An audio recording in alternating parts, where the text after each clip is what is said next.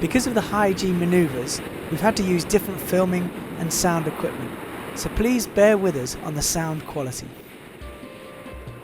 As we've shown you already, the spiral dive is the quickest rapid descent technique in a pilot's arsenal. Descent rates of up to 20 meters per second can be achieved, and it offers the best chance of escaping a sucking cloud and enables you to get down really fast and in a controlled way. But it is a high G manoeuvre, which does affect the life of the lines and is at the limit of some pilots' physiques. The high Gs can cause pilots to either black out, and also it limits the movement of their muscles.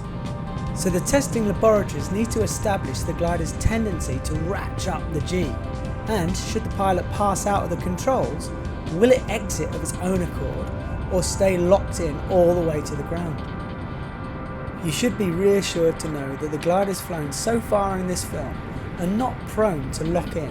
So in order to demonstrate, I've had to come to Villeneuve to borrow Alan Zoller's customised wing, which when ballasted up will reliably lock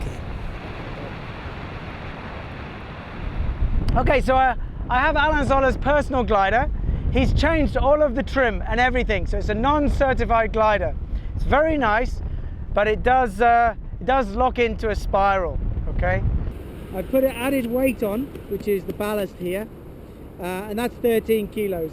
So my flying weight is 105 kilograms, all right?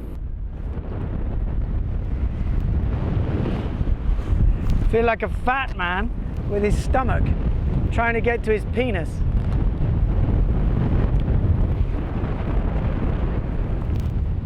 So I'm 105 kilograms, flying at a standard setting, okay? And we're going to show you the glider locking in, and then I'll show you it staying in neutral, and then how to exit it, okay? I'm just going to take a wrap. I'm going to enter the spiral and see if I get it to lock in. So here we go, applying the brakes. Very top right number is the descent rate, and you can see the brakes are up. It's locked in, and it's not coming out. And now I apply the opposite brake and gently, or I'll loop it, and here it comes out. Very nice. Easy. Gently brake the surge, and it pulls straight out. So that is the glider locking in. You can see maybe from my hands that it was okay.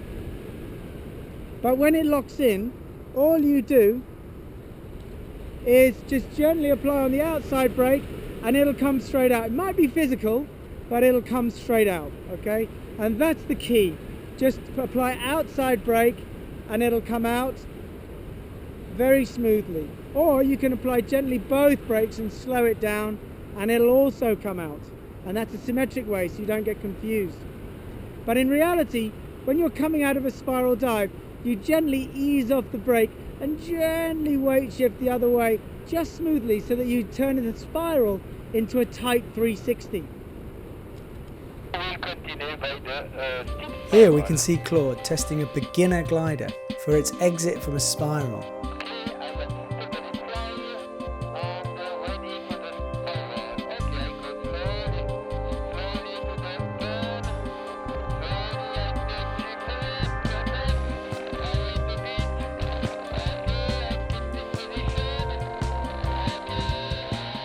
The moment he takes his hands off the brakes, the glider bobs back out into level flight within 1 360, earning it an A.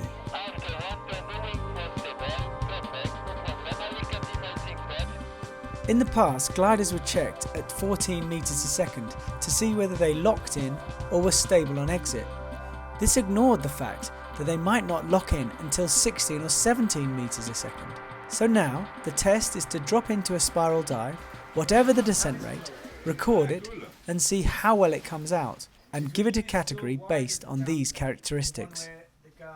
We will test the spiral and maximum of descent as the glider can take, and the pilot will release slowly in one turn. It's more realistic to do like that, and the behavior will be, the classification will be in accordance with behavior of the exit of the glider.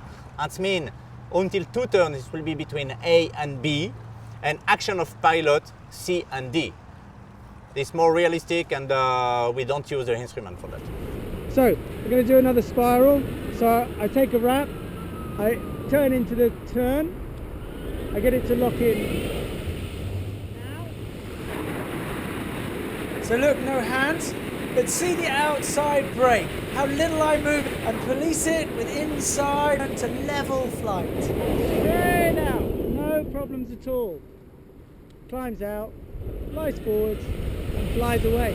Very nice, very smooth. So don't be disconcerted. If it stays in a spiral and it's locked in, don't worry. Just pull on the outside brake, it'll pull straight out, and you'll be all right. Okay, and if you did it correctly and sort of eased off the initiating side and gently weight shifted away, it'll always come out anyway. So there's nothing to worry with a spiral, even a spiral that locks in. Just pull on the outside brake, and if that doesn't work, pull on the outside brake harder, and if that doesn't work, squeeze on both brakes and slow it down, and then pull it out. So they're the recovery techniques for a spiral dive. So it's not a problem as long as you're aware that your glider does it, and therefore you must gently weight shift away and gently pull on the outside brake enough to recover the glider. Be careful not to weight shift too violently out of the spiral, or you may end up looping it. You will also find that less weight shift on entry into a spiral can reduce the likelihood of it getting locked in. Okay, I'm going to land now. Look how lovely wheel mount is. It's gorgeous. Woo! I love this place. It's amazing. There are some great mini drogue chutes that reduce the G as you spiral, but you can do this yourself by doing an outside tuck and holding it in. So a good recommendation that Alain Zola gave for doing a spiral dive that reduces the amount of G is to do an asymmetric collapse but spiral the other way. So you collapse the wing, so I'll collapse the wing on my left, but I'll spiral to the right. Okay, that will lock me into a spiral, but it will reduce the amount of G on my body, which is good, so it minimizes blacking out or anything like that. We're doing it on the Delta, which should be okay. It might snap out. Okay, so I'm going to take the outside two A-lines and collapse it and hold it in. Okay, so Collapse it, so then spiral the other way. The G is less, it's slightly less descent rate than a spiral, but it's a lot more comfortable. and then what I'll do is I'll pull out, so I just ease it out gently, and I fly away. So what's happening is it goes into a spiral, it's nice and locked in, but it's not bad, you know, it's quite safe, minimal G, and you don't have that blackout problem. So that's a really good way of doing it. So I'll show you again. I'll do an asymmetric collapse.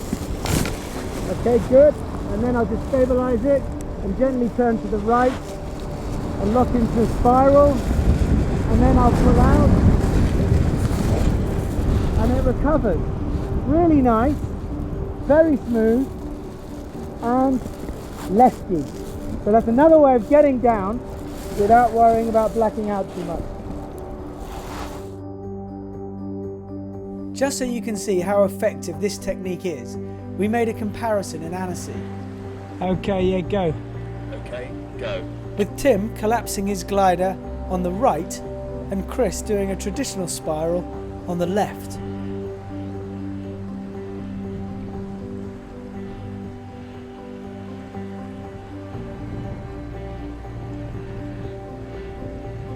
Tim experiences far less G, but the sink rate is almost as good. His wing is just as pressured, and he has to bleed off less momentum. So if you don't enjoy maximum high G manoeuvres, or you're prone to blacking out, then I'd suggest Tim's technique is the one for you. Personally, I don't use spirals much, as tight 360s will do the job just as well without exposing yourself to the risk of it locking in and putting excess strain on yourself and your glider. Tight 360s bring you down at about 14 meters a second, and that's often more than enough to lose the height and get away from the danger.